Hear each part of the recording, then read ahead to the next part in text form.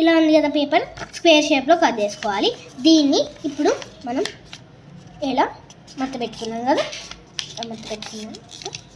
ఇలా మడత పెట్టుకున్నాను. ఇక్కడ వచ్చిన వేస్ట్, ఇక్కడ వచ్చిన వేస్ట్ని ఈ విధంగా మనం కట్ చేసుకున్నాం కదా. ఈ విధంగా కట్ చేసుకున్నాక తర్వాత దీన్ని ఇలా మడత పెట్టాలి.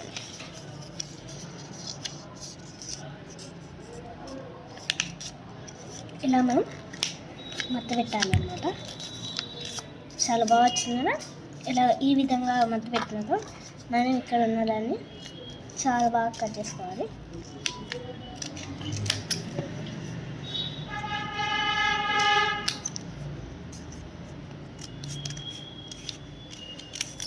ఇలా కట్ చేసుకున్నాం కదా, ఈ విధంగా మనం అయితే కట్ చేసుకోవాలి. లాస్ట్కి వచ్చేసి కింద వేసుకోవచ్చు. చాలా బాగుంది కదా, నాకైతే నచ్చింది. మీకు ఎలా ఉందా? బాగుంటే సబ్స్క్రైబ్, లైక్ అండ్ కామెంట్.